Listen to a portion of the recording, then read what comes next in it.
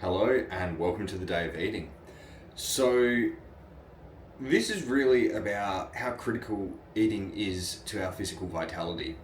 And there's a few ways that it impacts us, and some of the most prominent are nutrients and blood sugar regulation. And we'll get into that in a little bit.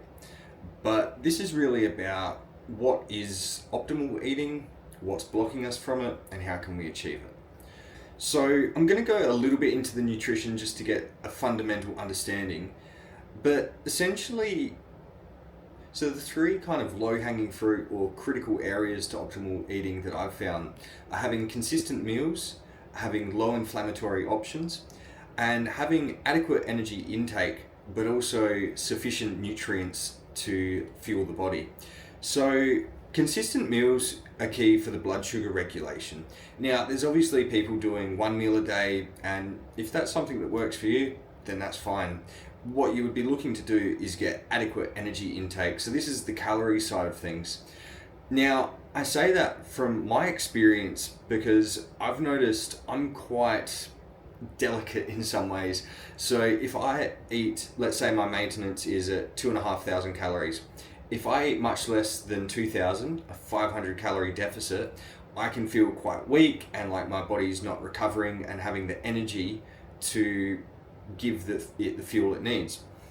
If I overeat, say more than 3,000 calories, I've noticed that bloating and digestive issues start to become apparent. And so for me, probably 300 calories either way is where my body does better, and too much outside of that, it becomes stressful. Now, for other people that have a less sensitive system, shall we say, some people can get away with 1,000 calorie deficit, 1,000 calorie surplus. And it's really about working out where are you on that spectrum, where is your body tolerant more with deficit and surplus. Now, I do want to state there's no way that you have to track calories and macros. That's certainly not needed. It can be useful for a short term just to get an idea of what foods contain what amounts of food and what macronutrients. But once you've got that calibrated, you can really step back and go intuitive. And that's what I do now. I've gone through periods of ultra detailed tracking where I think for 6 months at least, maybe 12 months, I tracked every meal, put the macros in a giant spreadsheet and was just over the top with it. And yeah, that was because I had the time, I found interest in it, and I like to get scientific and analytical.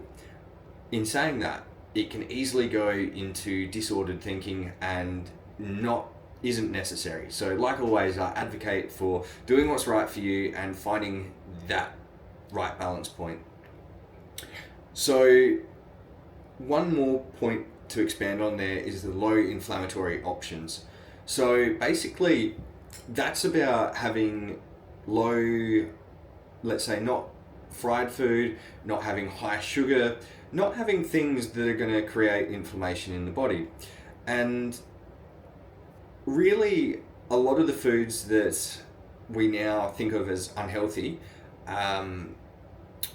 donuts, pastries, sugar, soft drink, all of these things tend to fall into the inflammatory options.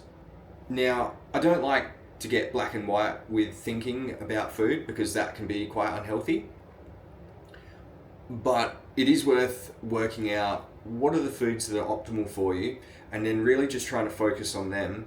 And an 80-20 approach is pretty good. And if you're not familiar with the Pareto principle, it's a really good principle that you can apply to a lot of things. But essentially it is that 80% of the results come from 20% of the effort. And then you could put, 80% more effort into getting the next 20% of results, but it's going to take that much longer. So I think with food, what works for me is getting my baseline of meals and healthy options happening. And then I have some flexibility that if I do need to go out with friends or family, I can eat outside of that and it's not really damaging me overall. So I think getting away from perfection and really focusing on getting a baseline of health or optimal options that you can then be flexible around.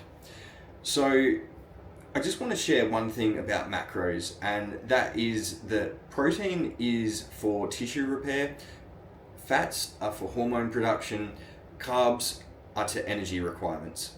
Now, they do far more than that, but for a really simplified version, that's probably a helpful place to start. Now, the other thing to keep in mind about eating and nutrition is hydration, and that's a really critical part.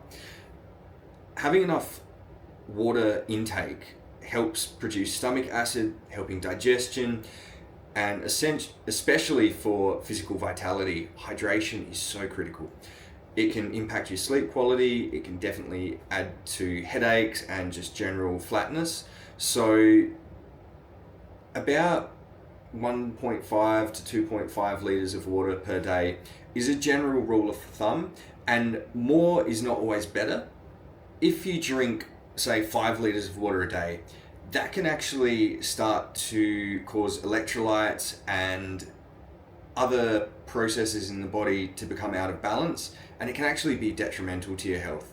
So what I've been doing lately is getting electrolytes, and I've been using ones like this, and essentially adding that to maybe 2 or 3 of the waters I have per day. Because if you've ever been through a stage of trying to drink more water, and maybe you're having 2 litres a day and you feel it just flushing through you, it could be that your electrolyte intake isn't enough and the water's not being retained. Because I've been in that state and I added the electrolytes, and basically I felt myself get actually thirsty after having them, and I drank more water and it was retained. So there's a little tip in there.